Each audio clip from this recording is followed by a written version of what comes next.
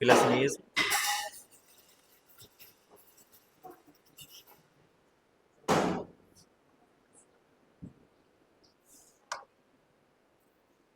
कैसे हैं सभी बच्चे? बढ़िया, ठीक हो सब? अच्छा, और स्टडी कैसी चल रही है आप लोगों की? समझ में भी आ रहा है कि नहीं आ रहा? ये यहाँ आ रहा है घर का है? चलिए कोई, तो 15 3 15 अच्छा अच्छा, ठीक।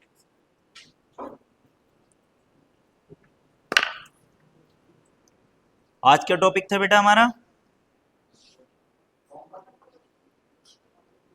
मोहम्मद गौरी या महमूद गौरी?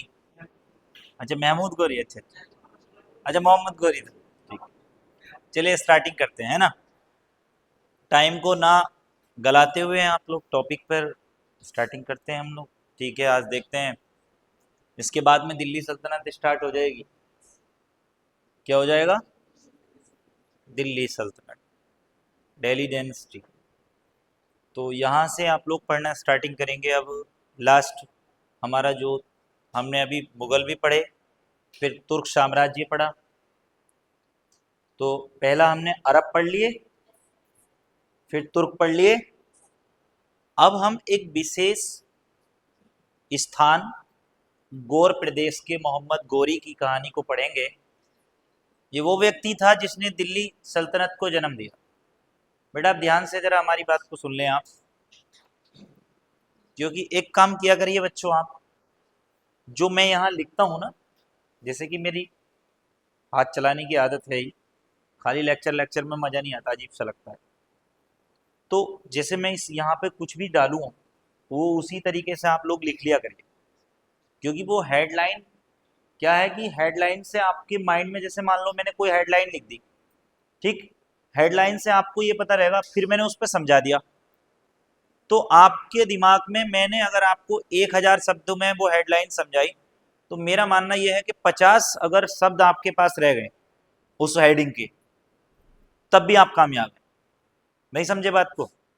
कुछ तो याद रहेगा ना उसका। तो हेडलाइन आप लिख लीजिएगा, क्योंकि मैं लेक्चर लेक्चर सुना के आपको चले जाऊं और बड़ा मजा आएगा, लगेगा कि मजा आ गया, मजा काट दिया, पूरे जोश के साथ पढ़ा दूं, है ना? लेकिन समस्या कहाँ आएगी, यहाँ से जाने के बाद वो फिर दिमाग से उतर जाता है, तो फिर उसका कलेक्शन कहाँ से करें? सर ने वो चीज़ बताई थी, कहाँ से लाएं उसको? ये एक समस्या है। या तो फिर आप एक काम करिएगा, ग्रुप बना लीजिए, और उसमें जो है, बट गर्ल्स और बॉयज़ का अलग होना चाहिए, और उसमें जो है दोनों में हम लोग डाल दिया करेंगे, आप वहीं से रिटर्न कर लो। सबसे अच्छी बात तो यही है, क्योंकि हम लोग वहाँ दूसरी जगह जो अबूदे की क्लासेस चल रही हैं मैं लेता हूँ, वो उन बच्चों ने ग्रुप बना लिया, मैं लेक्चर देता हूँ और फिर जो है आगे। तो आप पढ़िए मेहनत से, थोड़ा सा ध्यान पूर्वक चीज़ों को समझिएगा। लेकिन आज हम मेन टॉपिक पे आते हैं, 3 बज गए हैं, ठीक है? सवा घंटे की क्लास आपकी बाकी रह गई है। कोई बोला है क्या? क्या? मुझे नहीं पता, मुझे नहीं आता ग्रुप, व्हाट्सअप ग्रुप बनाना।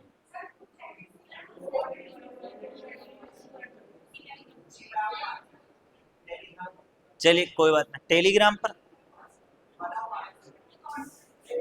हाँ तो टेलीग्राम चलाते हैं हम भी, ठीक है, उसे ऐड कर दीजिएगा। हाँ मतलब ऐड कर देना, एडमिन मत बना देना बच्चों को, ठीक है? तो चलिए पढ़ा रहे हैं। तो अभी हमने क्या पढ़ा? हमने पढ़े अरब और उसके बाद में तुर्क, और अब हम पढ़ेंगे गजनी साम्राज्य। गजनी मूवी तो देखी होगी, तो अब गजनी साम्राज्य के बारे में आप पढ़िए। ओए खबरदार,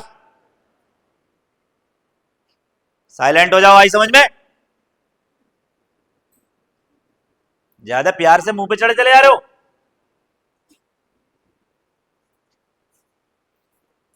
प्यार से पढ़ाएंगे, समझो, ठीक है। तो गजनी साम्राज्य के बारे में हम लोग आज पढ़ा रहे हैं आपको। अब देखिएगा कि वो गजनी था महमूद गजनबी, आपने पढ़ लिया। अब आप मोहम्मद गोरी पढ़िएगा। और मोहम्मद गोरी वो व्यक्ति था जिसने दिल्ली सल्तनत को जन्म दिया था। दिल्ली सल्तनत को जन्म देने वाला, ठीक है, कौन था? मोहम्मद गोरी था। और दिल्ली सल्तनत के जन्म से यह माना जाता है कि जब तक दिल्ली सल्तनत का 1206 से लेकर के पीरियड रहा 1526 तक, 1526 में इब्राहिम लोदी को बाबर ने हरा करके, ठीक है, यहां पर मुगल वंश की स्थापना कर दी थी। कहां पर? भारत में। तो जो दिल्ली का डायनेस्टी रहे हैं, दिल्ली डायनेस्टी में जितने राजवंश रहे हैं, वो आप लोग देखेंगे कि वो सारे मुस्लिम कम्युनिटी के रहे हैं, ठीक है। अर्थात कह सकते हैं कि दिल्ली सल्तनत में मुस्लिमों का बड़ा वर्चस्व था, क्योंकि यहां पर एक वक्तव्य यह भी पढ़ा जाता है कि मुगल वंश जो था, मुगल वंश के अंदर हिंदुओं को संरक्षण दिया गया। लोग कहते हैं कि मुगलों ने हिंदुओं पर अत्याचार ज्यादा किए थे, ऐसा नहीं है। मुगलों ने हिंदुओं को जो है बहुत सारी प्रेफरेंस दी थी, परंतु क्या था कि दिल्ली सल्तनत में ऐसे शासक नहीं थे जो ज्यादातर हिंदुओं को प्रेफरेंस देते, ठीक है। तो यहां पर आप पढ़ेंगे, आप सीधा गजनी या गौर प्रदेश पढ़ेंगे। मैं आपको बताता हूं ये गजनी गौर प्रदेश कहां पड़ता है, कैसे कैसे इसका जन्म हुआ है, थोड़ा सा मैपिंग के आधार पर लेके चलते हैं, ठीक है।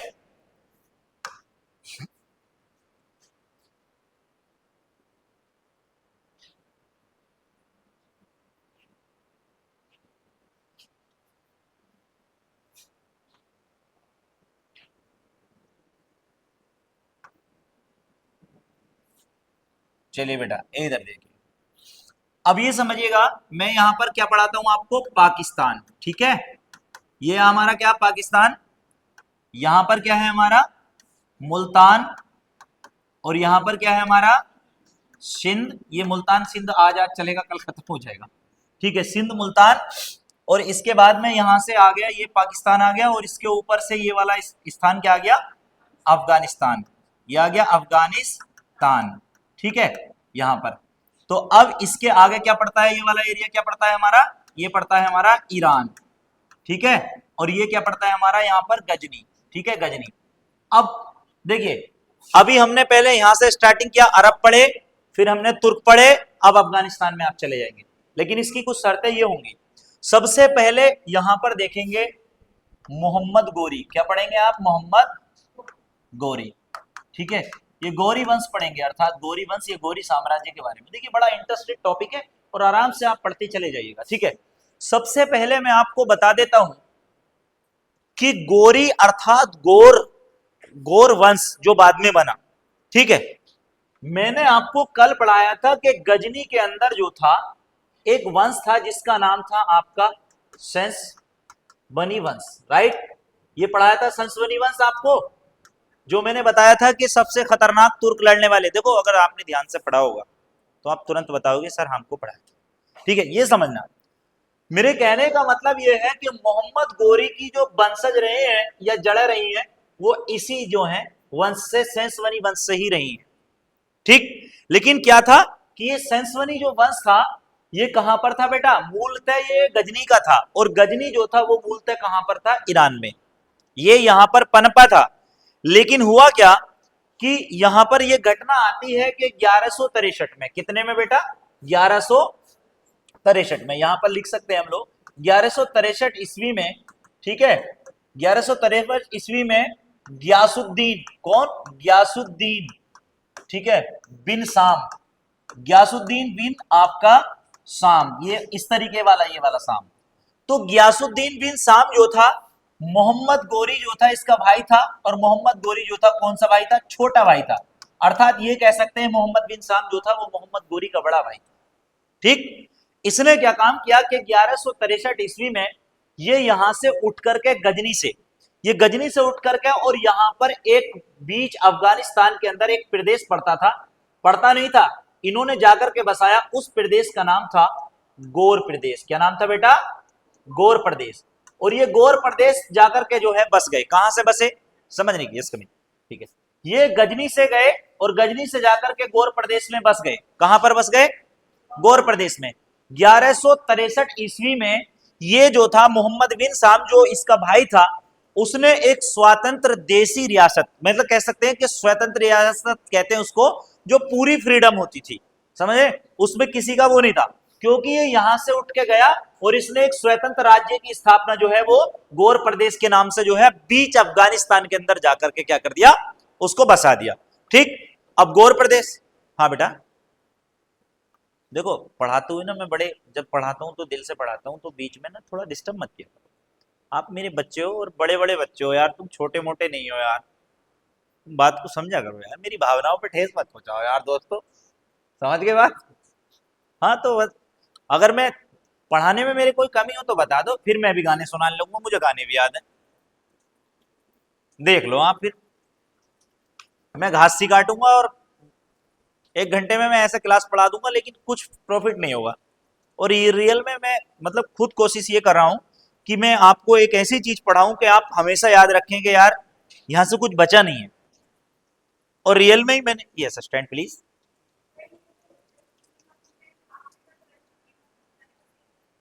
हाँ वही, ऐसा था, समझने की कोशिश करिए। ये संसवनी वंश के ही व्यक्ति थे, जैसे मान लो एक वंश है उसमें बहुत सारे छोटे छोटे सूबेदार तुर्क लड़ने वाले वगैरह थे, जैसे कि अल्पतगीन था, वो भी एक सूबेदार था, उसने एक गाजी अलग से बनाया और वो अलग जाके लड़ने लगा। ऐसे ही तुम में से भी कोई निकल के गया और उसने जाके अपना अलग गौर प्रदेश बसाया। ओके, वेरीफाई, ठीक है। तो हुआ क्या कि मोहम्मद बिन साम ने गौर प्रदेश में 1163 में जाकर के अपना एक स्वतंत्र राज्य बना लिया।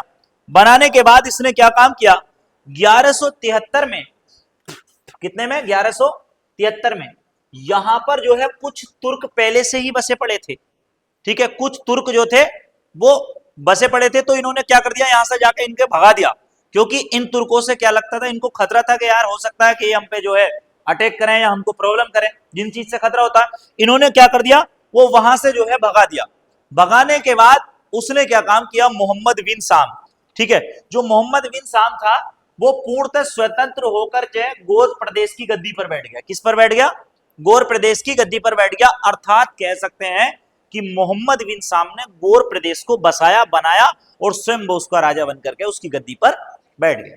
ठीक, गयासुद्दीन बिन साम बैठ गया। ठीक है, अर्थात मोहम्मद तो सभी में लगा हुआ था ना, इनके हर किसी के नाम में मोहम्मद होता है, एक दो को छोड़ के, हम जैसे व्यक्ति को। ठीक है, हाँ, तो ये मोहम्मद गोरी की अभी कोई बात नहीं आएगी, सिर्फ इतना समझ लीजिएगा कि मोहम्मद गोरी जो था वो दोनों भाई थे, गयासुद्दीन उसका बड़ा भाई था। वास्तविकता में मोहम्मद गोरी का नाम मैं अभी आपको बताऊंगा, मोहम्मद गोरी का नाम मोहम्मद गोरी नहीं था, शिहाबुद्दीन मोहम्मद बिन साम अर्थात मोहम्मद मोइजुद्दीन मोहम्मद गोरी था। इतना लंबा नाम था इसका। ठीक है, तुमको याद ही नहीं रहा जो मैंने बोला हूं, दोबारा से बता दूंगा, लेकिन अभी आप समझिएगा। इसने गौर प्रदेश को क्या कर दिया, बसा दिया और उसकी गद्दी पर बैठ गया। लेकिन कुछ समय के तत्पश्चात मैं आपको बताऊंगा कि गद्दी पर बैठ गया और उसके बाद में कुछ समय बाद जो है इसकी मृत्यु हो गई। मृत्यु होने के बाद शिहाबुद्दीन मोहम्मद बिन साम अर्थात मोहम्मद गोरी, मोहम्मद गोरी जब गजनी अर्थात गौर प्रदेश की गद्दी पर बैठा तो वो शिहाबुद्दीन मोहम्मद बिन साम, समझ रहे बेटा, शिहाबुद्दीन मोहम्मद बिन साम अर्थात मोइजुद्दीन मोहम्मद गोरी, ये पूरा नाम था इसका, ना समझे, अभी बताते हैं।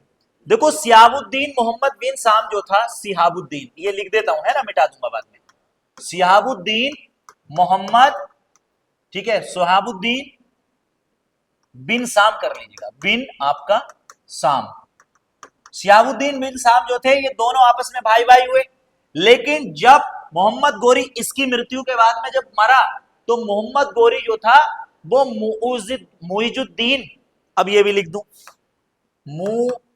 मुइजुद्दीन, ठीक है, मोहम्मद गोरी, कौन सा, मोहम्मद गोरी, ठीक है, तो मुइजुद्दीन मोहम्मद गोरी के नाम से वो गोर प्रदेश की गद्दी पर बैठा। किस नाम से, उसका नाम क्या था मोहम्मद गोरी का, पहला, ये दोनों भाई थे तो इनका नाम ये था, और जब ये गद्दी पर बैठा मोहम्मद गोरी तो मुइजुद्दीन मोहम्मद गोरी के नाम से ये जो है गज मतलब गोर गद्दी पर बैठ गया। समझ गए आप क्या, इसकी डेट इसकी डेट थी 1100, अर्थात कह सकते हैं कि 1174 थी शायद, 1174 में बैठा ये, क्योंकि 73 में वो बैठा, 74 में आगे वो बैठ गया था, 1174 में ये बैठ गया था, क्योंकि 1149 में तो मैं आपको बता देता हूं मोहम्मद गोरी का जो जन्म हुआ था वो 1149 में ही हुआ था, और यकीन माना कि ये गौर प्रदेश के अंदर हुआ था। बच्चों याद रख लेना, वो वहां नहीं हुआ था, गौर प्रदेश के अंदर हुआ था,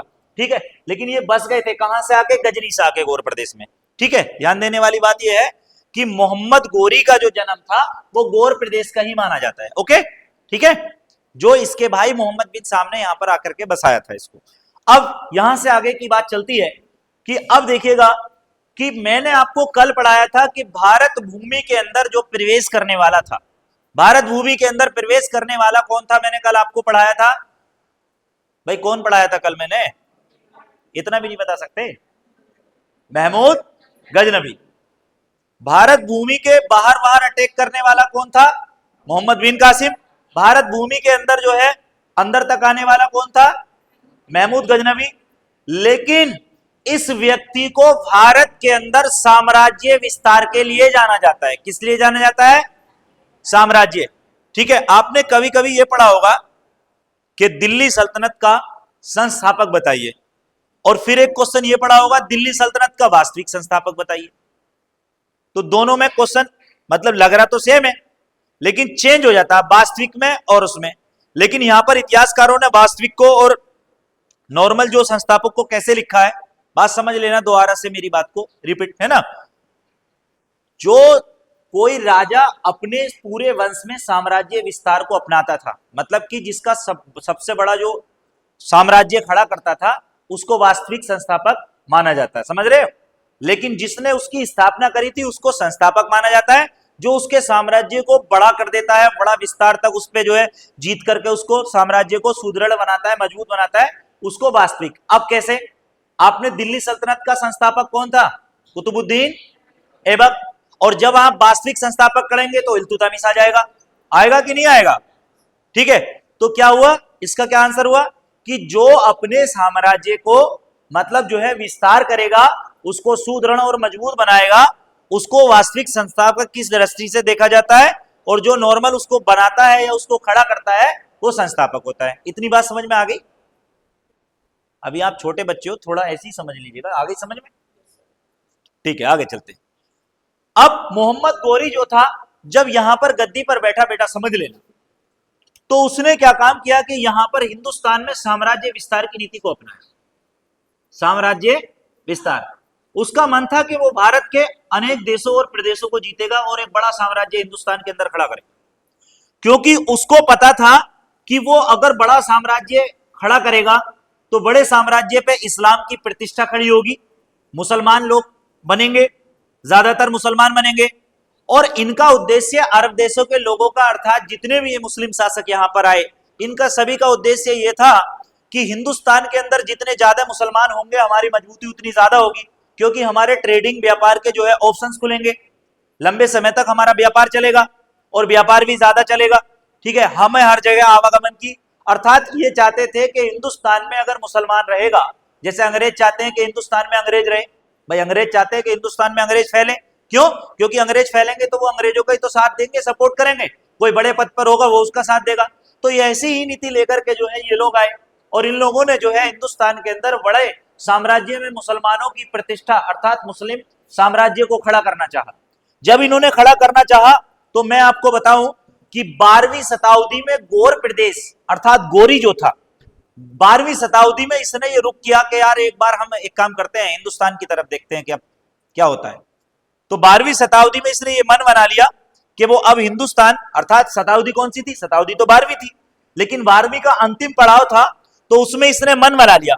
हुआ यह कि गोरी का भारत पर पहला आक्रमण, याद रखना ये क्वेश्चन इस तरीके के बहुत इंपॉर्टेंट होते हैं कि गोरी का भारत पर पहला आक्रमण कब हुआ, आंसर आएगा 1175 ईस्वी में। कब आया, आंसर आएगा 1175 में। लेकिन यह पूछ लिया जाएगा कि गोरी का पहला आक्रमण भारत में किस जगह पर हुआ, तो मुझे लगता है शायद कोई बच्चा बता पाए, नहीं बताएगा, आप बताएंगे जी। गुड आंसर बच्चों, ताली मारो बच्चे के लिए, बहुत बढ़िया। ये क्या है,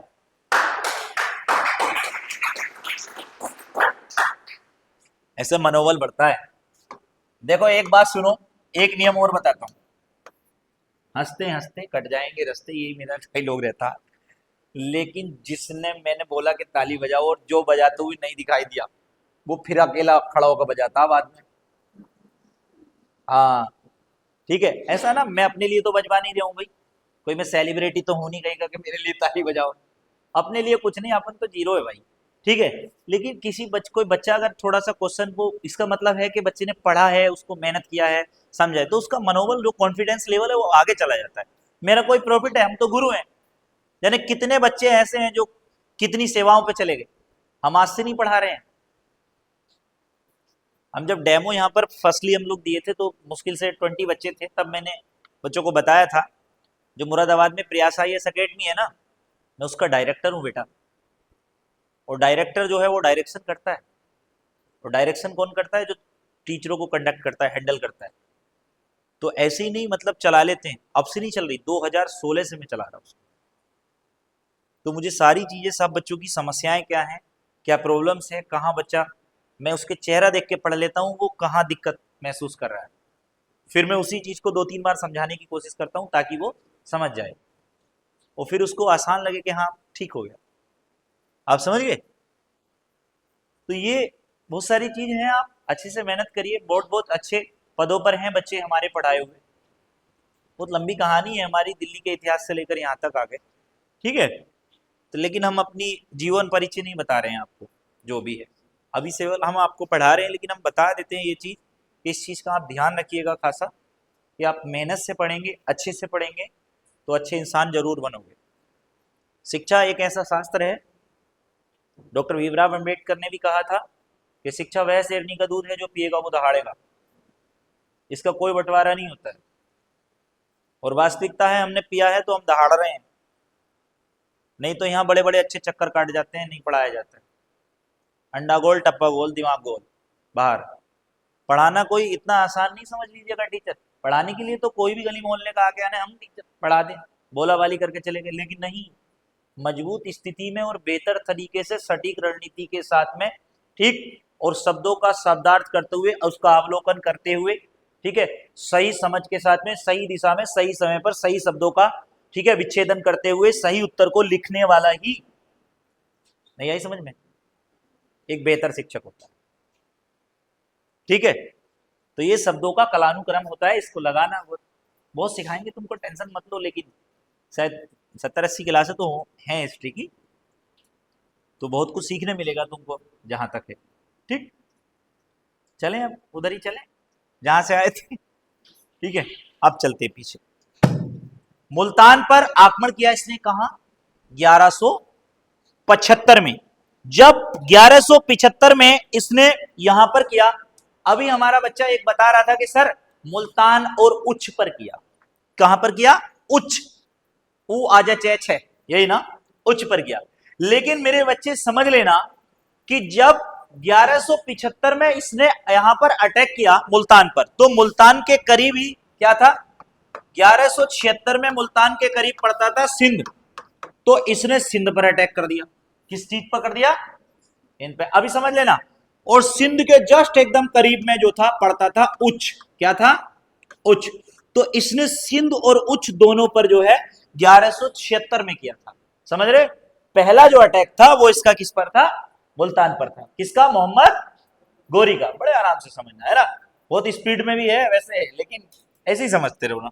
तो 1176 में सिंध और उच्च को जीत करके इसका मनोबल बढ़ गया कि भारत सब जीते हैं, हम भी जीतेंगे। लेकिन उसको पता नहीं है कि ये हारेगा भी, ये हारेगा भी। समझ रहे हो? तो हुआ क्या कि जब इसने यहां पर ये जीत लिया 1176 में, तो एक क्वेश्चन यहां से प्रीलिम्स का रेडी होता है, जो शायद आपको पता नहीं होगा, कि मोहम्मद गोरी ने जब सिंध और उच्च को जीता था, तो वह किस दर्रे से होकर के भारत में प्रवेश किया था? यह क्वेश्चन आता है। ठीक है, किस दर्रे से? दर्रा जानते हैं किसे कहते हैं? हैं? अरे दर्रा नहीं जानते? दर्रे वैसे दो तरीके के होते हैं। ठीक है, दर्रा होता है ये मिड का। पहाड़ियों के बीच में, दो पहाड़ियों के बीच में कोई रास्ता निकल जाता है, मतलब दो बड़ी बड़ी विशालकाय पहाड़ी या तो वो टूट जाती हैं या रास्ता निकाल लेते हैं, या पहाड़ी तोड़ करके बीच में कोई रास्ता निकलता है ना, ठीक है। नॉर्मल लैंग्वेज में समझने की कोशिश कीजिए तो वो दर्रे कहलाते हैं, जो दुर्गम इलाके होते हैं, ठीक है। तो दर्रे मतलब दरार से बनते हैं ना, कंपन से, ठीक है, समझ रहे हैं। जब पहाड़ होते हैं जैसे, तो पहाड़ में जब दो पहाड़ मतलब भिड़े हुए होते हैं, या एक ही पहाड़ होता और वो बीच में से रास्ता दे दे, तो उनको क्या कहते हैं, दर्रा कहते हैं ना। तो ये बात समझना। तो उस समय ये क्वेश्चन आता है कि किस दर्रे से होकर के आया था। तो मेरे बच्चों याद रखना कि भारत में मोहम्मद गोरी जब सिंध पर आक्रमण किया था, तो गोमल दर्रे से होकर के जो है इसने भारत पर अटैक किया। किस दर्रे से होकर के, गोमल, ठीक है। तो गोमल दर्रे से होकर के इसने सिंध उच्च और मतलब मुल्तान तो चला गया था, सिंध और उच्च जीत लिया इसने गोमल दर्रे से अटैक करके, ठीक। अब यहां से आगे की कालानुक्रम पढ़िए कि यहां से आगे ये कहां जाता है 1178 में। अब देखिएगा ये वास्तविकता में ये वो एरिया थे जो हिंदुस्तान के बाहरी इलाकों के अंतर्गत आते थे। अब आएगा ये हिंदुस्तान के अंदर, ठीक है। अब ये अंदर कैसे आएगा देखिए, अब समझिएगा, ठीक है।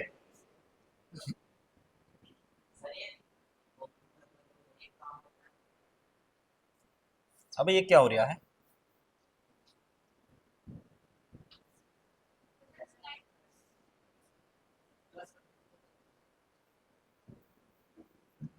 प्लस कर दूंगा तो सहरा ही प्लस हो जाऊंगा यार, प्लस मत करवाओ सहरा।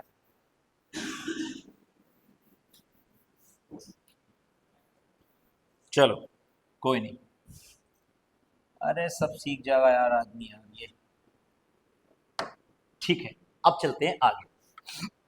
1176 तक पता लग गया आपको। क्या क्या जीता बच्चों, पहले नंबर पर मुल्तान, दूसरे पे सिंध और तीसरे पे उच्च। किसने जीता, मोहम्मद गौरी ने। उसके बाद में 1178 में जो है ये आगे बढ़ गया। 1178 में कितने में, 1178 में, 1178 में इसने क्या करा, गुजरात पर अटैक किया। बेटा याद रखना कि जब इस समय इसने गुजरात पर अटैक किया था, उस समय गुजरात का शासक था मूलराज द्वितीय। कौन था, मूलराज द्वितीय। उस समय गुजरात का जो शासक था वो मूलराज द्वितीय था, ठीक है। याद रख लेना मेरी बात को, कौन था, थोड़ा बोलिएगा मेरे साथ में, समझिएगा। कौन था, मूलराज द्वितीय गुजरात पे। ये आक्रमण जब इसने मूलराज द्वितीय, अब ये तो जीतता हुआ आ रहा था, इसको जीतने की आदत पड़ी थी, इसकी सेना स्टेबल थी। तो मूलराज द्वितीय के शासन में जब ये आया, तो आबू माउंट सुना होगा आपने, राजस्थान के अंदर आबू पर्वत पड़ता है। आबू पर्वत, आबू पर्वत कहां पड़ता है पता है आपको, मैं बता देता हूं। आबू पर्वत पड़ता है ये वाला, ये क्योंकि दिल्ली तक जाता है ना, तो इसको पार करके आबू पर्वत पर ये यहां पर सॉरी यहां आया। कहां पर ये आया, किस चीज में, अरे अभी तो लिखा है ना मैंने, गुजरात में यार, है ना। तो आबू पर्वत पार करके जैसे ये गुजरात में आया, तो हुआ क्या कि मूल राज का जो पिता था उसने गद्दी संभाली थी उसी समय, पिता का देहांत हो गया। तो इनकी माता श्री थी, कौन थी इनकी माता, माता का नाम था नायिका देवी। क्या नाम था आपका, नायिका देवी। नायिका देवी ने क्या काम किया था कि जिस समय मोहम्मद गोरी ने यहां पर अटैक किया था 1178 में गुजरात पर, तो मूल राज की मां नायिका देवी जो थी वो पूरे युद्ध को कंडक्ट कर रही थी। और हुआ ये कि मोहम्मद गोरी पहली बार जब ये युद्ध लड़ा, तो इस युद्ध को क्या हुआ, मोहम्मद गोरी हार गया। क्या हुआ बेटा, तो अब हमारा क्वेश्चन क्या बनता है यहां से कि भारत में मोहम्मद गोरी की पहली हार कहां पर हुई थी, या किसके साथ हुई थी, या कब हुई थी। ये तीन क्वेश्चन यहां से हमारे रेडी होते हैं। तो याद रखना कि 1178 में गुजरात पर जब अटैक किया था इसने मूल राज द्वितीय के समय में, ठीक है, तो अर्थात गुजरात में ये युद्ध हार गया था। जब कोई भी व्यक्ति युद्ध हारता तो उसको अपनी ताकत का अंदाजा लगता है कि यार कहीं ना कहीं मेरे अंदर कुछ ना कुछ कमी होगी, क्योंकि ये सिंध मुल्तान और उच्च को जीत आया और यहां आकर के जो है गुजरात में हार गया। तो मूल राज द्वितीय के पास में सेना स्टेबल थी और उसकी मां जो है उसका डायरेक्शन कर रही थी, है ना। तो इसलिए क्या हुआ, 1178 में गोरी क्या हुआ, ठीक है, गुजरात विजय के दौरान गोरी क्या हुआ, पराजित हुआ। कौन हुआ, ठीक है, कौन हुआ, गोरी क्या हो गया बेटा, यहाँ पे पराजित हो गया। बेटा इतना तो याद हो रहा है ना, समझ में आ रहा है, ठीक। अब जब गोरी यहां पर पराजित हो गया, बोले यार यहां पर जहां हम हारने नहीं वहां हार गए यार, ये तो बड़ी गलत बात है, ठीक है, मनोबल टूटा, पीछे आया। तो 1179 में, कितने में? 1179 में। ओके, क्या है? 79 नहीं है, 1179 नहीं है बस, तो ठीक है। तो 1179 में इसने क्या काम किया? एक जगह सुना होगा आपने, पेशावर। पेशावर का नाम सुना है, जो कि पाकिस्तान में है वर्तमान। इसने 1179 में पेशावर, पाकिस्तान अर्थात पेशावर को जीत लिया, बड़े आसान से जीत लिया, कोई दिक्कत नहीं आई।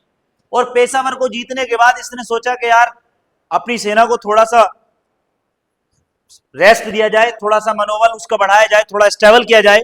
और उस समय 1185 में, उसके बाद में इसने 1185 में अगला जो था, सियालकोट का नाम सुना है आपने?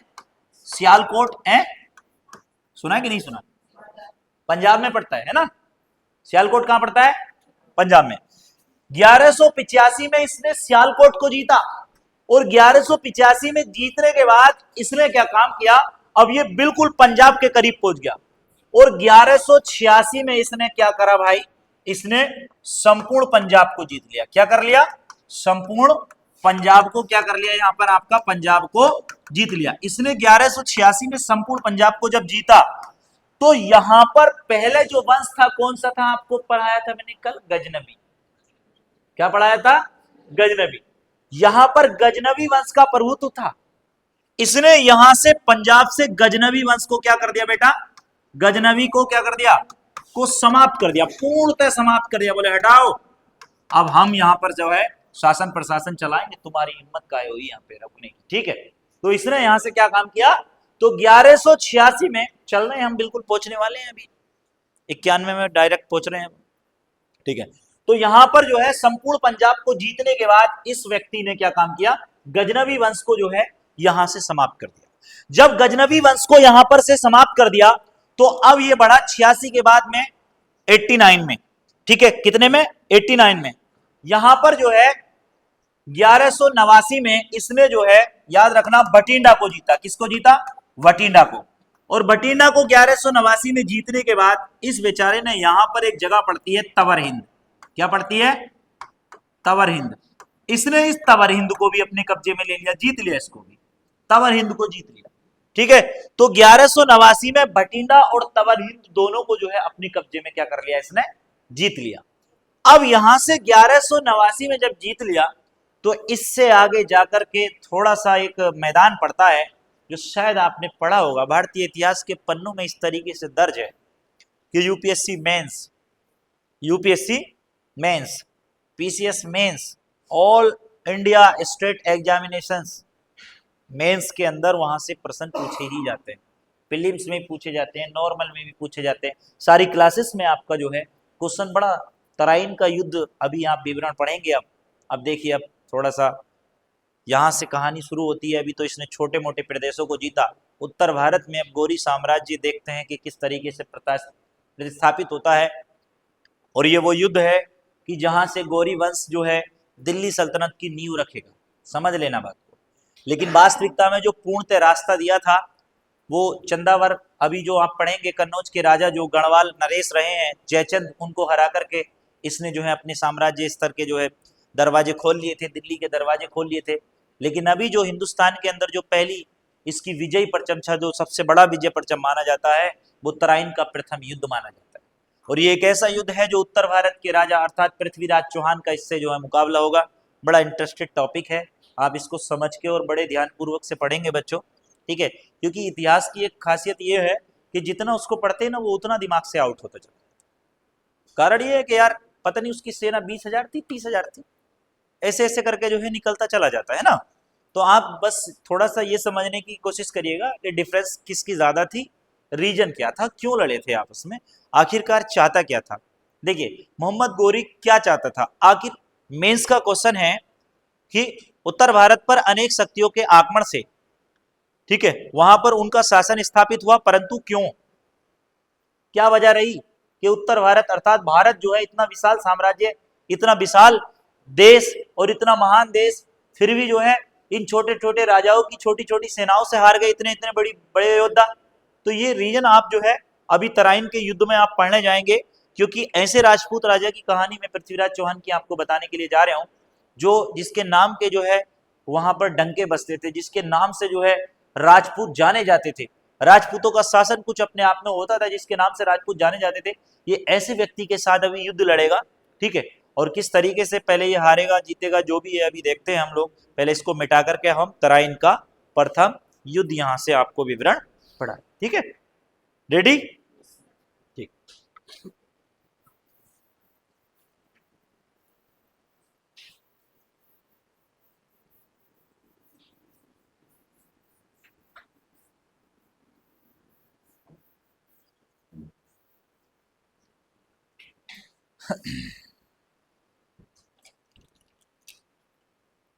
देखिए, सबसे पहले समझिएगा यहां पर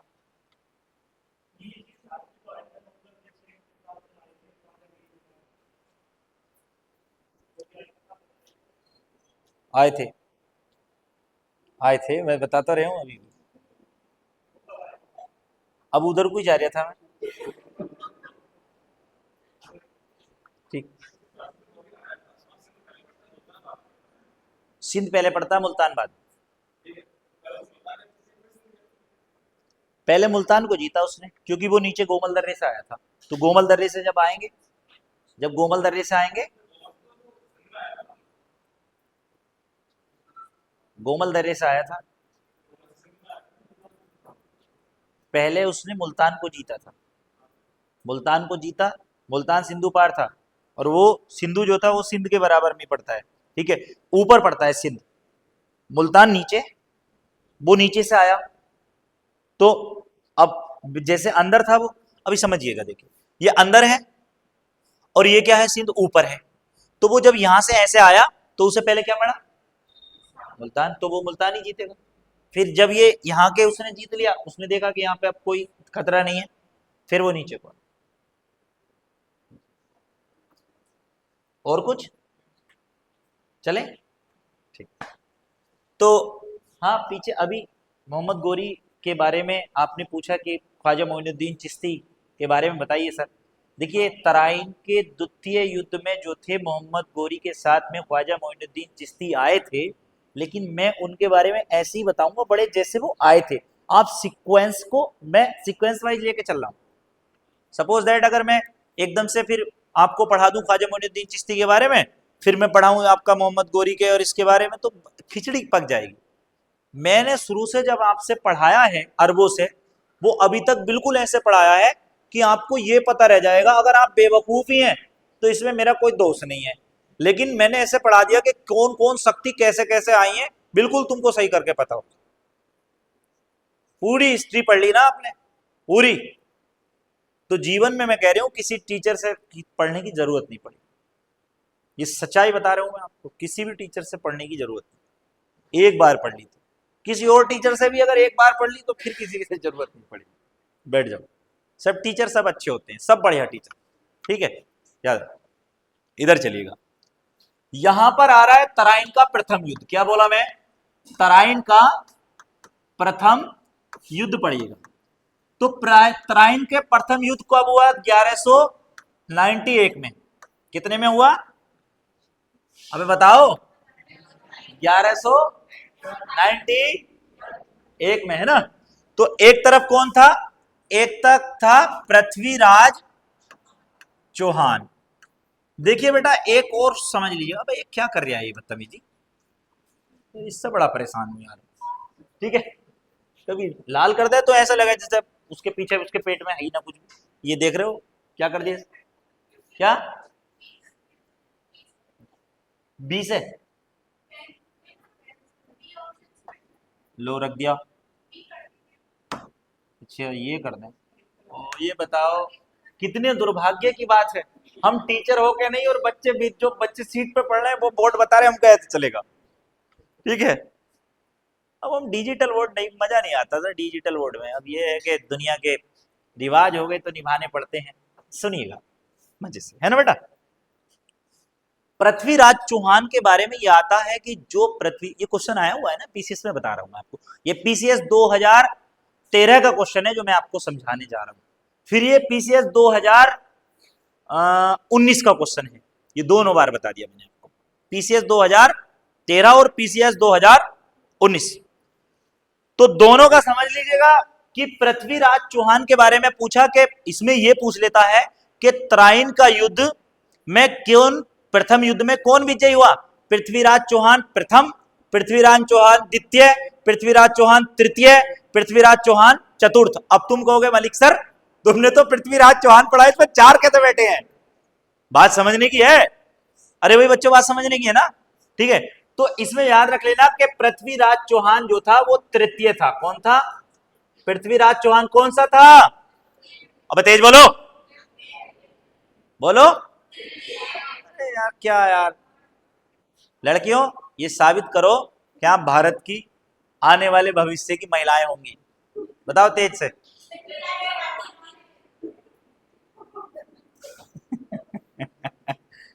नहीं देखो, आने वाले भविष्य तो इंडिया का आप ही है कि नहीं है ना। लेकिन कभी कभी मुझे अपने देश के दुर्भाग्य पे रोना आ जाता है, कभी कभी होता है ऐसा, लेकिन क्या करें, इधर आ जाएं, यही पढ़ा लें अब हिस्ट्री, बचा क्या है। तो पृथ्वीराज चौहान कौन था? तृतीय।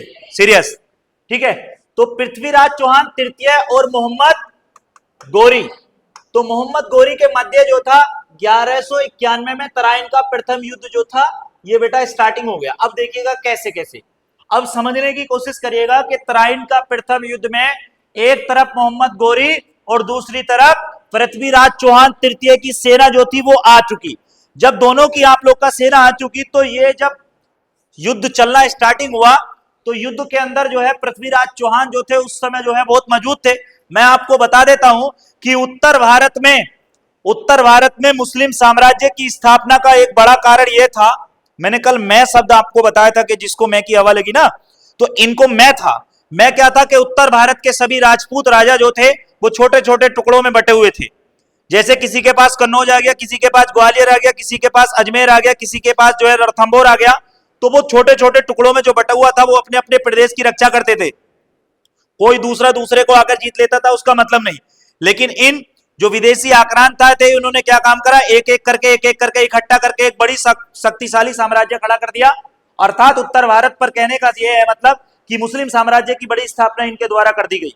लेकिन यहां पर हम जो इतिहास पढ़ने जा रहे हैं उसमें यह है कि पृथ्वीराज चौहान तृतीय जो था वो मोहम्मद गोरी के साथ में जब इस युद्ध के अंदर भिड़ा तो मोहम्मद गोरी के पास उतनी सेना मजबूत नहीं थी जितनी जो है मोहम्मद गोरी के पास मतलब पृथ्वीराज चौहान के पास थी। तो पृथ्वीराज चौहान और मोहम्मद गोरी के बीच में जब भीषण युद्ध ये चला तो उस युद्ध में क्या हुआ कि गोरी जो है अपनी जान बचाना भारी पड़ गया। इतनी बुरी तरीके से गोरी की सेना यहां पर हारी कि उसको अपनी जान बचानी भारी पड़ गई। तो वहां पर मतलब एक खिलजी सवार था, सवार कहते हैं जो घोड़े चलाने वाले होते हैं, घोड़े से लड़ते हैं, घुड़सवार, ठीक है। तो उस घुड़सवार ने जब युद्ध के मैदान में देखा कि गोरी जो है बसकुल आपका जो है खत्म में है और ये अगर हाथ आ गया तो इसको पृथ्वीराज चौहान के द्वारा मार दिया जाएगा, तो उस खिलजी सवार ने मोहम्मद गोरी को क्या करा, पकड़ा और घोड़े पे डाला और वहां से जो है लेकर के युद्ध मैदान से भाग गया। कहने का मतलब यह है कि इसमें जो है युवा खिलजी एक सवार था जिसने मोहम्मद गोरी के प्राणों की रक्षा की थी, अर्थात उसने मोहम्मद गोरी को बचा लिया।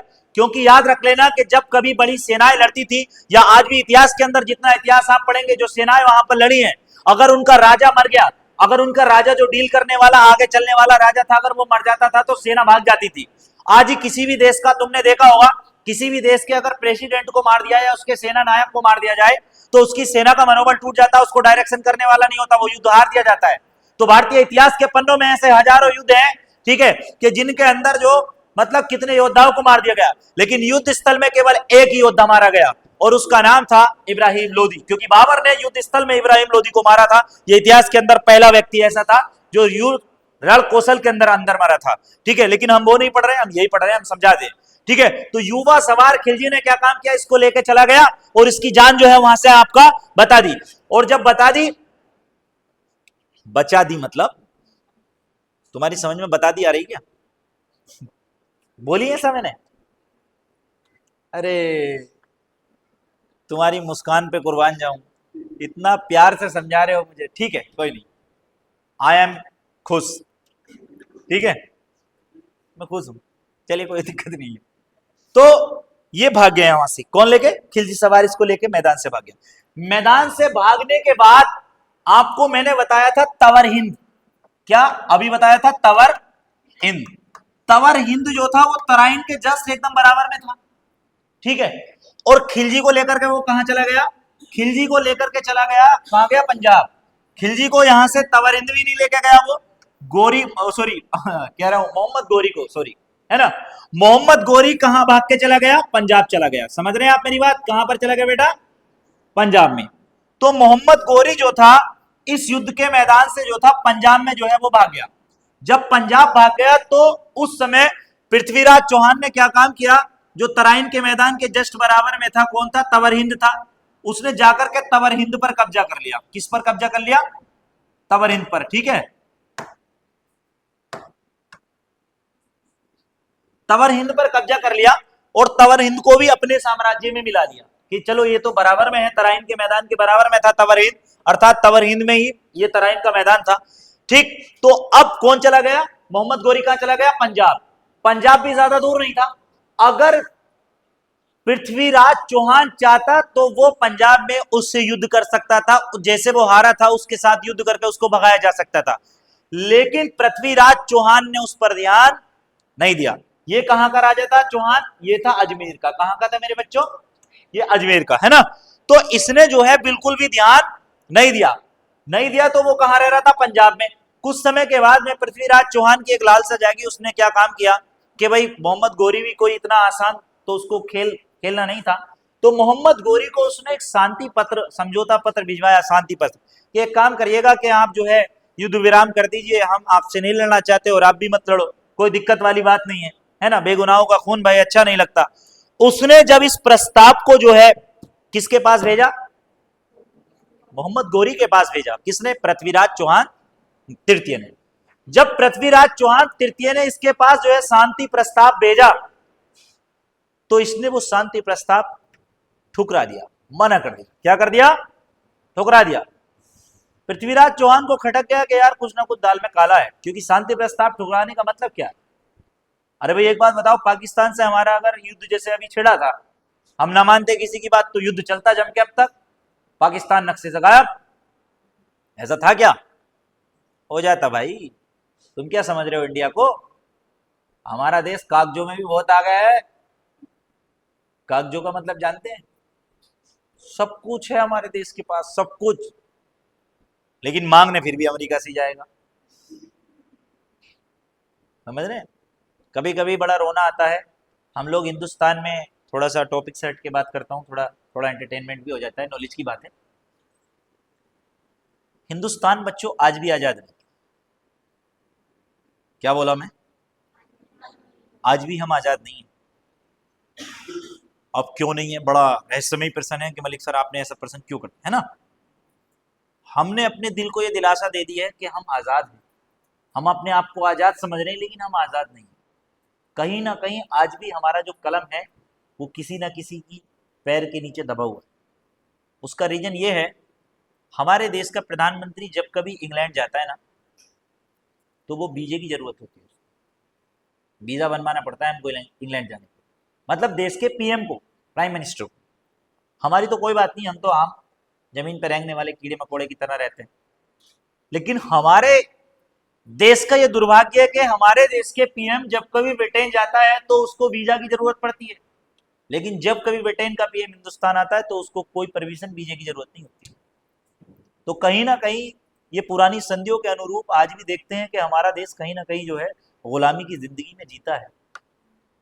हम आज आपस में हिंदू मुसलमान के झगड़े में उलझे पड़े हैं, लेकिन वास्तविकता में इतिहास आप पढ़ रहे हैं, इतिहास की सच्चाई आप पढ़ रहे हैं, क्या आप कह सकते हैं कि हिंदू और मुसलमानों की लड़ाई है?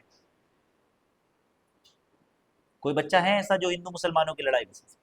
इतना इतिहास पढ़ा आपने, यूपीएससी की तैयारी कर रहे हैं, आप मान सकते हैं कि हिंदू और मुसलमानों की लड़ाई है यहाँ पे? मेरे बच्चों याद रखना, हिंदू और मुसलमानों की लड़ाई नहीं है। लड़ाई केवल और केवल मुसलमानों की और यहूदियों की है।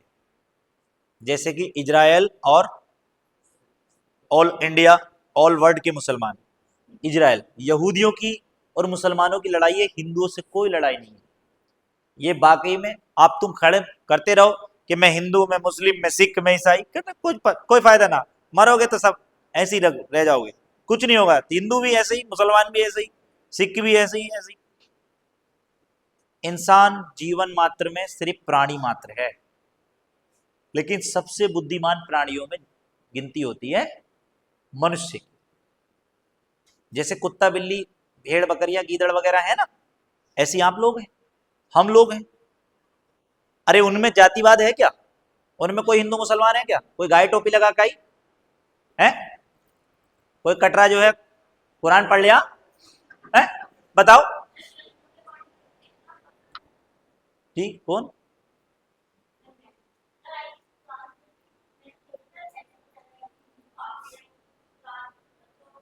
बेटा नहीं, लोग नहीं बताते। ये कुछ ऐसे एजेंडे हैं, ऐसे लोग हैं जो वो पनपे उनके जेनेटिक सिस्टम में वायरस बढ़े हुए हैं अंदर, पूरे बॉडी के अंदर, कि भाई ऐसा हो रहा, ऐसा हो रहा।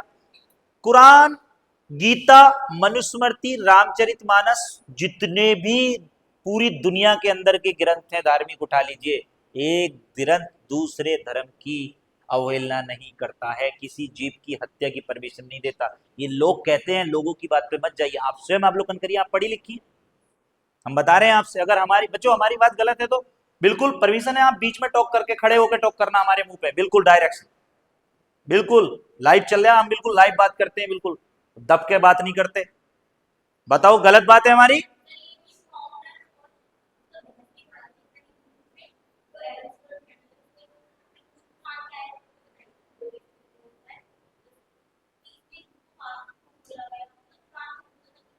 हिंदू काफिर नहीं है, हिंदू काफिर नहीं है, कोई कुरान की कोई आयत नहीं कहती।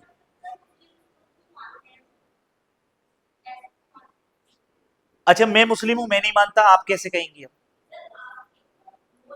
नहीं बेटा, वो मुस्लिम नहीं होते जो कहते हैं। अभी आप समझ रहे नहीं मेरी बात को।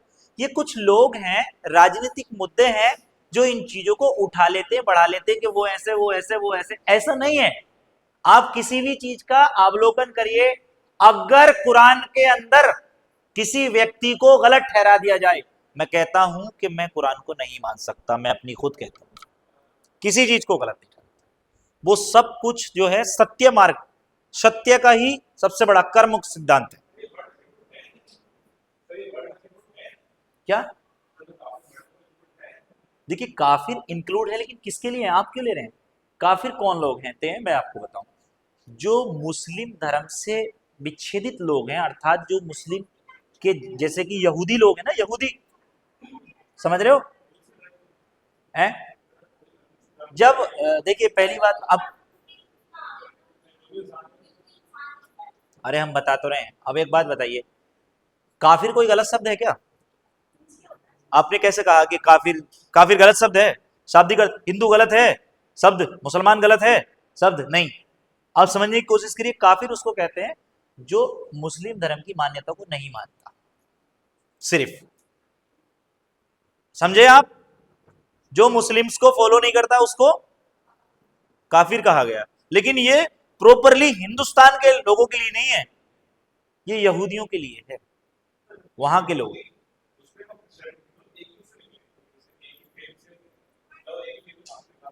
वेद का मतलब ही नहीं है वहां पे, वेद से केवल हिंदू निकला है।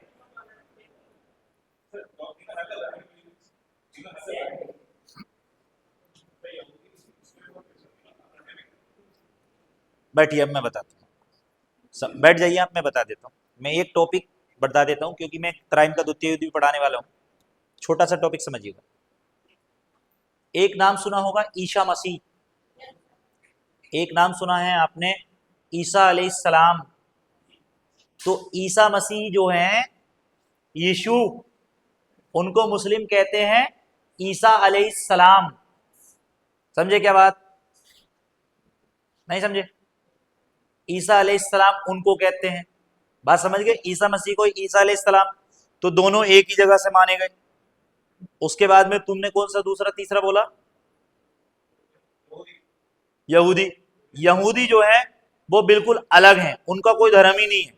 सच पूछे तो आप, यहूदी ना ईसा को मानता है, ठीक है, और ना वो ईसा अलैहिस्सलाम को मानता, किसी को नहीं मानता।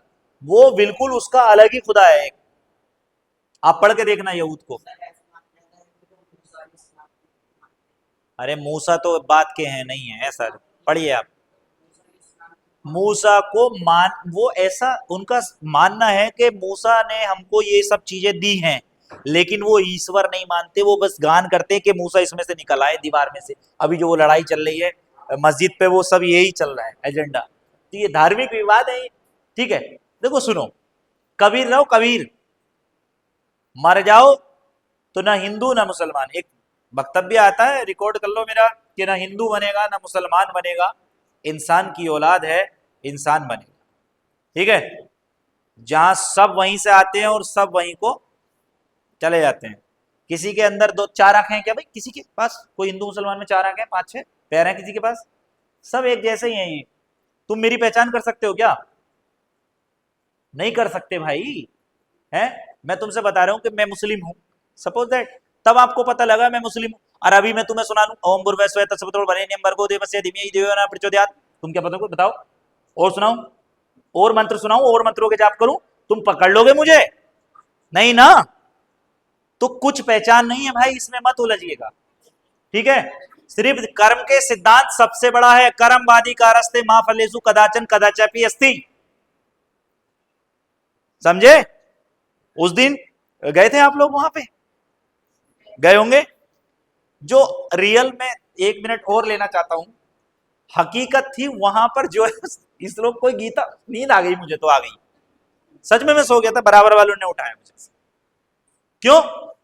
उसके अंदर एक टॉपिक था जो हमारे काम का था और जो बच्चों को समझ में आ सकता था, उसका नाम था विकसित भारत।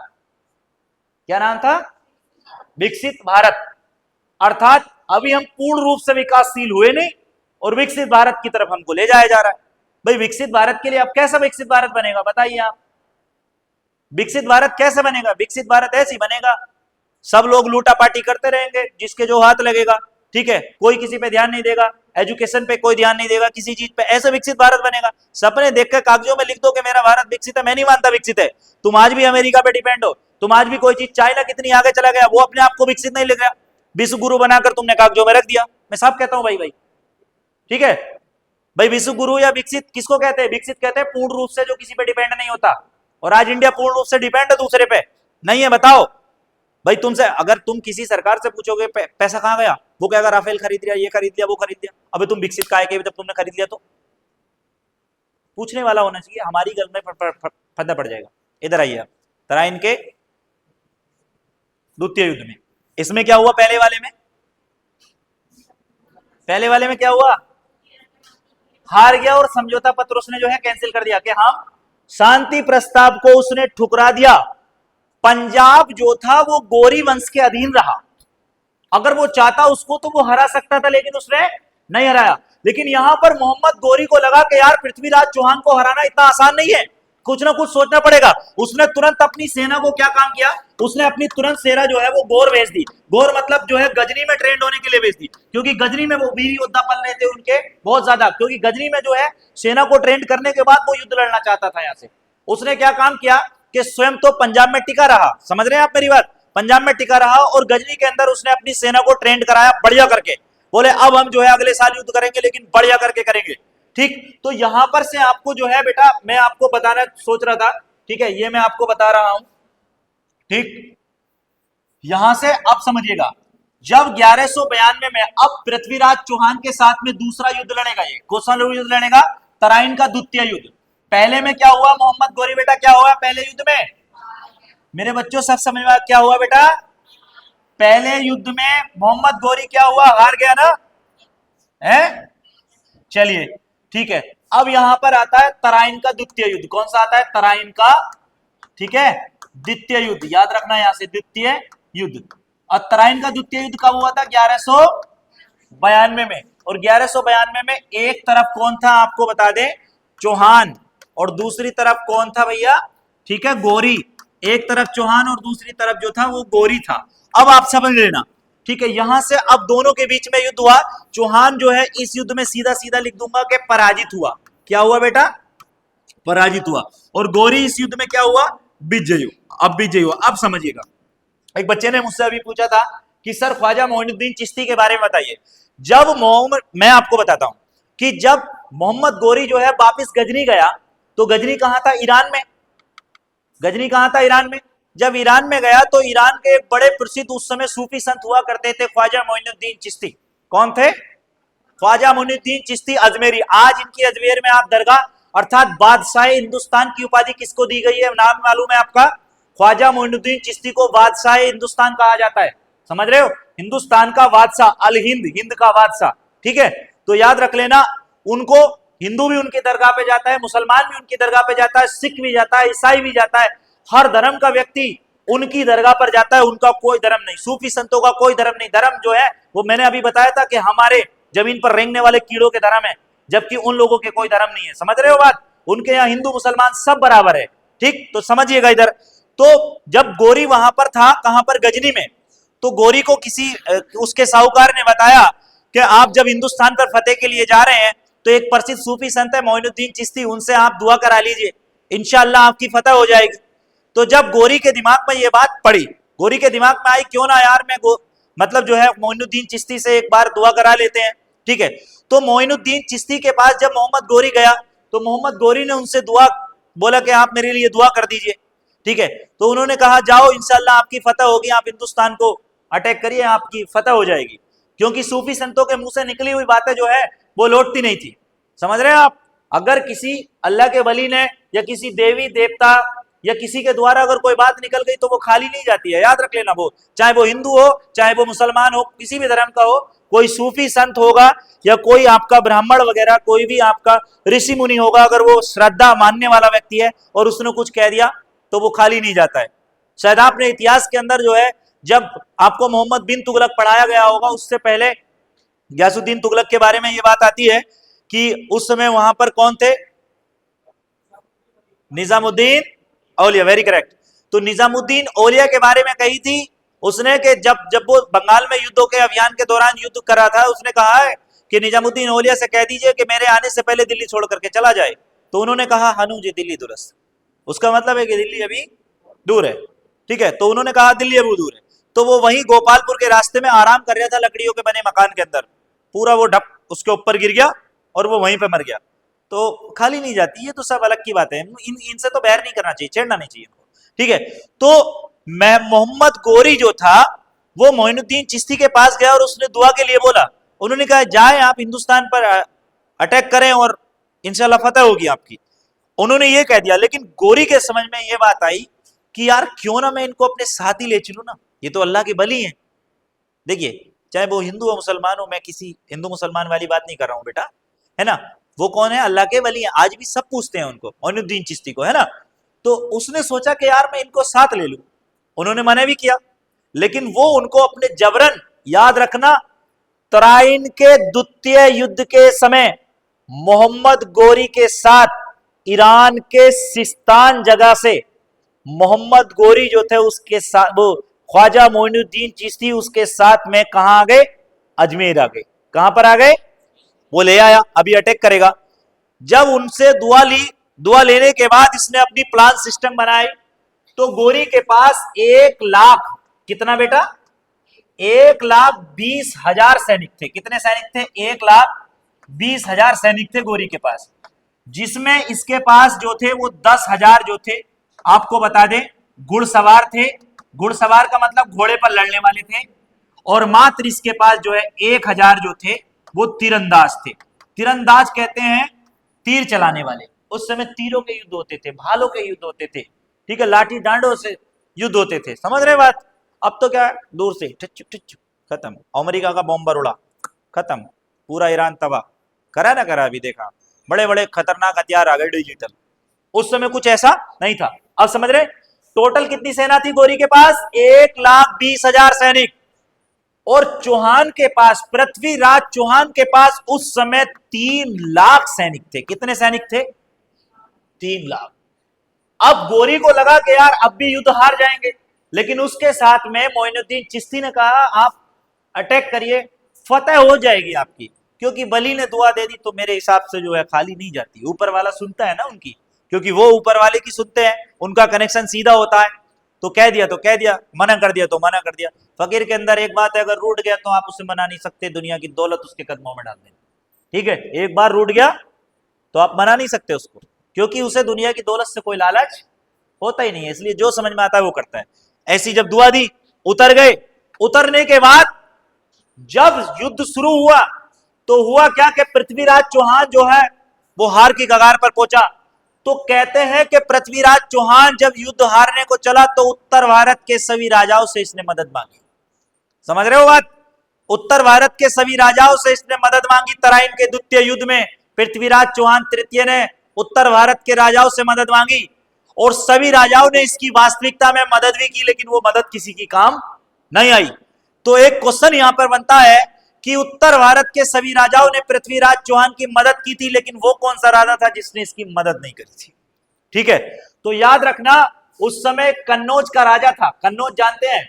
ठीक है, कन्नौज का एक राजा था जिसका नाम था जयचंद। जयचंद ने इसकी बिल्कुल भी मदद नहीं की थी, लेकिन कारण क्या था, क्यों मदद नहीं की थी? अब कौन है जो ऐसा बता देगा? अबे शादी कर ले तो दामाद को तो बहुत ज्यादा प्रेफरेंस मिलती है भाई, दामाद से ज्यादा किसी की पूजा होती है क्या? ना ना, बाजी बाजी सास ससुर जो हैं वो और हिसाब की भी पूजा करते हैं, ध्यान रखना। हाँ बताओ। शंबर? नहीं बेटा, गलत है। पीछे आप खड़े, हाँ क्या नाम है? नेहा? मेघा? मेघा जी आप बताइए क्या रीजन है? अब बच्चों से मैं भी थोड़ा थोड़ा सा पूछ लूं यार, मुझे भी अच्छा लगता है, वहीं पे पढ़ाते हूँ। हाँ स्टैंड प्लीज दोनों। तुम ट्यून से क्या दोनों? बताओ। अपहरण किया था? तो स्वयंवर और अपहरण में तो बहुत बड़ा अंतर है। स्वयंवर में से उठा के ले गया था, वो बड़ा बदतमीज था भाई, है? चलो बैठ जाओ। अब स्वयंवर में से उठा के ले गया तो हारेगा तो यही युद्ध, पहला कैसे जीत गया? समझ में बात किया। चलिए, ये रियल है कि इसने क्या काम किया था। जयचंद की बेटी संयोगिता, कौन थी? जयचंद की बेटी संयोगिता का अपहरण किया था इसने, लेकिन उसके पीछे रीजन था भाई। रीजन ये था क्योंकि संयोगिता इतिहास के अंदर ये दर्ज है इससे प्रेम करती थी। क्या हुआ? इतिहास के अंदर ये दर्ज है कि इससे, अरे प्रेम करना कोई गुनाह थोड़ा ही ना यार भाई, प्यार करना गुनाह है, लेकिन प्यार में पिज्जा और बर्गर खाना गुनाह है। समझ रहे हो बात को? अना वहां मिलियो, आ रही हूं मैं भी, चलिए तुम भी आओ। ठीक है, तो ये तो गुनाह हो सकता है, लेकिन प्रेम करना जो है, हमारे क्या शिवजी ने प्रेम नहीं किया? बताओ, प्रेम किया। और तुम्हारे माँ बाप की क्या गारंटी है? उन्होंने कोई गारंटी कार्ड टंगा रखा है घर में कि भाई हो सकता है उन्होंने प्रेम किया हो? तो भैया गारंटी किसी की नहीं है। प्रेम तो बड़ा ही सुंदर चीज है ना, लेकिन प्रेम का तरीका होना चाहिए, ऐसा नहीं प्रेम जो है गलत तरीके से हो। तो अब समझिएगा, संयोगिता इससे प्रेम करती थी भैया, संयोगिता इससे प्रेम करती थी। स्वयंवर में कोई और जीतने के चक्कर में लग गया, इसको लगा कि यार ये तो निकल जाएगी, इसने तुरंत इसे उठाया, बोले चल भागे से, निकल के लेके सीधा कहां पहुंच गया? अजमेर। बोले हमारी रहेगी तू किसी किनारे। ठीक है, तो अजमेर। अब इस बात से कौन विचलित हो गया? जयचंद। जयचंद इस बात से नाराज हो गया, इसलिए जब जयचंद इससे नाराज हो गया और उत्तर भारत के सभी राजाओं से इसने मदद मांगी थी, तो किसी ने भी इसकी, मतलब सबने इसकी मदद की थी, लेकिन जयचंद ने इसकी मदद नहीं की थी। वो रीजन ये था क्योंकि ये इसकी बेटी को लेकर अपहरण करके वहां से भाग गया था। समझ गए? तो होता क्या है कि इस युद्ध में यह निर्णय लिया जाता है कि यहां पर जो है पृथ्वीराज चौहान तृतीय जो है बुरी तरीके से तराइन के द्वितीय युद्ध में पराजित होता है। लेकिन क्या करता है, मोहम्मद गोरी इसको गिरफ्तार कर लेता है और मारता नहीं है, याद रख लेना। और मार करके क्या करता है कि इसको बोलता है कि आप दोबारा से अजमेर पर शासन करिएगा। ठीक है, अजमेर पर शासन कर दी, नहीं दोबारा अजमेर पर शासन करने के लिए उसको छोड़ दिया। इतिहास आप पढ़िएगा, है ना। लेकिन इसका एक बेटा था, मैं आपको बताऊंगा, एक षड्यंत्र था। तो अजमेर पे शासन करने के लिए दोबारा से जो है इसको छोड़ दिया कि आप करिए, लेकिन बाद में षड्यंत्र के द्वारा क्या करा उन्होंने, मोहम्मद गोरी ने षड्यंत्र के द्वारा पृथ्वीराज चौहान तृतीय को मरवा दिया, और मरवाने के बाद पृथ्वीराज चौहान तृतीय तो मर गया, लेकिन अजमेर पर पृथ्वीराज चौहान तृतीय के बेटे को जो है वहां पर जो है सिंहासन दे दिया इसको। ठीक है, यहां पर ये इतिहास में आता है कि पृथ्वीराज चौहान को एक बार दे दिया, क्यों, अब हम बताते हैं आपको। ये बात कुछ बच्चे कंफ्यूज होंगे, ऐसा कैसे, समझिएगा, मुस्लिम बच्चे भी ध्यान देंगे और हिंदू बच्चे भी ध्यान देंगे। जब कभी आप ख्वाजा मोइनुद्दीन चिश्ती को पढ़ते हैं तो ख्वाजा मोइनुद्दीन चिश्ती और पृथ्वीराज चौहान तृतीय के बीच में कुछ ऐसी चीजें हुई हैं, करामात जानते हैं, अदृश्य शक्तियां, ठीक है, कुछ ऐसी करामातों के वर्णन वहां पे किए गए हैं, लिखे हैं कि जैसे कि पृथ्वीराज चौहान के कहीं ऊंट बैठा करते थे, वहां पर जो है ये सूफी संत प्रसिद्ध मोइनुद्दीन चिश्ती निकल के जा रहे थे, जब जा रहे थे तो वो बेचारे जो है, गर्मी राजस्थान का भाई रेतीला प्रदेश, तपता है यार वो, है ना, तो वो बेचारे बैठ गए पेड़ की छांव में। राजा आया, राजा के साहूकार आए, उन्होंने बोले भाई यहाँ तो हमारे राजा के ऊंट बैठते, बोले यार गर्मी में आए हैं, थोड़ी देर बैठेंगे चले जाएंगे, क्या है, फकीर आदमी है हम तो, ठीक, तो वो बोले नहीं नहीं आप उठिए, हमारे राजा के ऊंट बैठते हैं। उन्हें जबरन उठा दिया, भाई इतनी सूफी संत है, मैंने कहा ना वो जो कह देते हैं हो जाता। तो वो बोले ठीक है अब तुम्हारे राजा के ऊंट ही बैठे रहेंगे। उन्होंने ऊंट बिठा दिए, लेकिन जब उठाएं तो वो उठते नहीं, तो जब फिर वो उठते नहीं, ये रियल है, इतिहास के अंदर दर्ज है, मैं अपने पास से नहीं बता रहा हूं, किसी धार्मिक पुस्तक से नहीं बता रहा हूं, बच्चों ध्यान रख लेना, इतिहास के अंदर, इसके वर्णन के अंदर, पृथ्वीराज चौहान तृतीय के अंदर ये दर्ज है। ठीक है, तो यहां पर जो है ऐसे वक्तव्य भी मिलते हैं, इसलिए कह सकते हैं कि जब ये तराइन का युद्ध हारा था, इसको मारा नहीं था, उस समय उसको छोड़ दिया, लेकिन बाद में षड्यंत्र के द्वारा इसको मार दिया गया था। तो वो ऊंट बैठे ही रहे थे, लेकिन बाद में फिर उनसे माफी मांगी, उसने, वो समझ गया, बोले जाओ यार कहीं फकीर होंगे ऐसे बैठे हुए, उनसे माफी मांगो दोबारा। तो ऐसे कई बार पानी का भी एक मसला है, लेकिन वो अलग की चीजें हैं, मैं आपको बताऊंगा। तो यहां से पृथ्वीराज चौहान तृतीय जो है इस युद्ध में पूर्णतः हार गया, और उस समय, जिस समय अजमेर का शासक इसके बेटे को बनाया था, तो दिल्ली जो था, दिल्ली सबसे महत्वपूर्ण था। मैं आपको बताऊं, दिल्ली पर जिस राजा का शासन हुआ करता था, समझ लो उस राजा को यह माना जाता था उसका संपूर्ण भारत पर शासन है, उसका संपूर्ण भारत पर प्रभुत्व है, उसको यह माना जाता था। तो दिल्ली उस समय कौन था, दिल्ली पर उस समय याद रखना कि जिस समय पृथ्वीराज चौहान तृतीय को हराया था, उस समय दिल्ली पर जो था वो तोमर वंश के राजा, तोमर वंश के राजा राज कर रहे थे। और तोमर कौन थे, तोमर वर्तमान जाट है, जो हरियाणा पंजाब के करीब में पड़ते हैं, ये जाट समुदाय था तोमर। ठीक है, और ऐसा आता है कि दिल्ली को किसने बसाया, ये क्वेश्चन अगर आपके सामने कभी पुटअप हो तो याद रखना कि दिल्ली को बसाने वाले कौन थे, तोमर वंश ने दिल्ली को बसाया।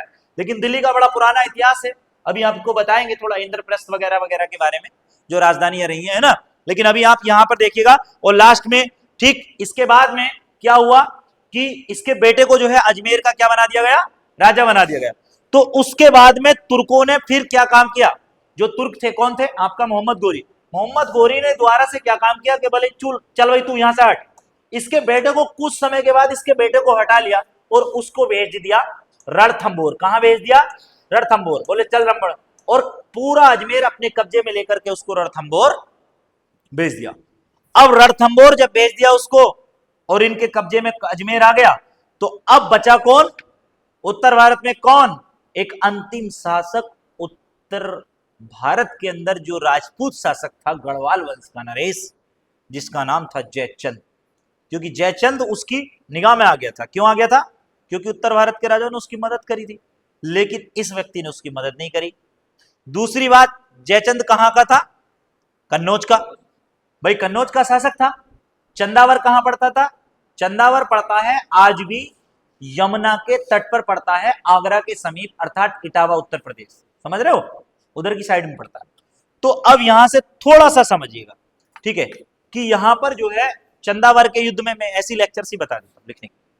अब चंदावर का युद्ध सुनिएगा, देखिए चंदावर का युद्ध जो था वो जयचंद और मोहम्मद गोरी के मध्य हुआ, लेकिन कन्नौज को क्यों जीता, आखिरकार कन्नौज को जीतने की जरूरत क्या थी मोहम्मद गोरी को, मोहम्मद गोरी ने सबसे पहले यह था कि कन्नौज जो था वो धन से परिपूर्ण था, बहुत ज्यादा शक्तिशाली भी था और परिपूर्ण भी था, और ये अंतिम जो थी राजपूतों की बड़ी शक्ति थी जयचंद। तो उसने क्या काम किया कि ये गढ़वाल नरेश था, अगर वो कन्नौज को जीत लेता, समझ रहे हो, कन्नौज को जीत लेता, उसके लिए यूपी और बिहार में शासन करना बहुत आसान हो जाता, क्योंकि ये दोनों का रास्ता रहा है। इसलिए उसने क्या काम किया कि कन्नौज पे आक्रमण जब किया, अटैक चंदावर के युद्ध में, तो 1194 में, चंदावर का युद्ध कब हुआ था? 1194 में। ठीक है, तो इस दोनों के युद्ध में जब इन दोनों के बीच युद्ध चढ़ा तो इसमें क्या हुआ कि जयचंद हार गया। लेकिन जैसे ही जयचंद को हराया, ये बहुत चालाक था, इसने क्या काम किया? जयचंद की हत्या चंदावर के युद्ध में कर दी। समझ गए? जयचंद की क्या कर दी? हत्या कर दी। और यहां से जो है कन्नौज पर भी इसका अधिकार हो गया। लेकिन इसका एक गुलाम रहा है ऐबक, नाम सुना है? कुतुबुद्दीन ऐबक नाम सुन, थोड़ा सा उसका बारे में, बस हल्का सा है ना। अब खत्म होने में सिर्फ 5 मिनट बचे हैं क्लास के मेरे हिसाब से, और 5 मिनट में मैं खत्म कर देता हूं इसकी मृत्यु के साथ। मारे ना इसको, ठीक है, ऐसी बता देते हैं। लास्ट में इसने अनेक युद्ध लड़े और ऐबक जो था इसका गुलाम था। और ऐबक गुलाम इसलिए था क्योंकि ऐबक ने इसके प्राणों की रक्षा की थी। ये याद रखना कि ऐबक ने इसके प्राणों की रक्षा की थी। और जब ये दिल्ली पर इसका अधिकार हो गया, जब ये दिल्ली पर से गया था, तो ये ऐबक को दिल्ली का साम्राज्य सौंप करके चला गया। और याद रखना कि जब ऐबक गिरा था यहाँ पर, ऐबक की प्राणों की, मतलब पूरा समझ लो कि ऐबक की मृत्यु बिल्कुल कगार पे पहुंच गई थी, ऐबक चारों तरफ से गिर गया था, तब ये एक बार गजनी से वापस बचाने के लिए ऐबक से इतना प्रेम करता था कि उसको बचाने के लिए दोबारा आया था। लेकिन जब दोबारा आया तो यहाँ पर एक खोखर जाति मैंने आपको बताया था, और एक सिया संप्रदाय, नाम सुनने में बड़ा अजीब लगेगा आपको कि सिया मुस्लिम बहुल हैं। इन दोनों जातियों ने मिलकर के जो है क्या काम किया था? दमयक नामक स्थान, दमक दमयक नामक स्थान पर, सभी को बता, तो दमयक नामक स्थान पर 1205 में इसके साथ युद्ध करा और इसकी हत्या वहीं पर इन दोनों ने कर दिया। इसके बाद भारतीय इतिहास में दर्ज तो रहा, लेकिन ऐबक को दिल्ली सल्तनत पर छोड़कर चला गया था। और जो कुब्बतुल इस्लाम मस्जिद है या 2.5 दिन का झोपड़ा है, ये ऐबक के शासनकाल में आप पढ़ लेंगे, क्योंकि यहाँ से ऐबक को जोड़ा जाता है, इसके साथ थोड़ा सा ऐबक को जोड़ा जाता है, लेकिन यहीं पर जो है इसके साथ में बाड़ी विराम करते हैं। और ये आपकी कल दिल्ली सल्तनत का टॉपिक रहेगा राजवंशों के साथ में, विद इन मैपिंग के। ठीक है, यस स्टैंड।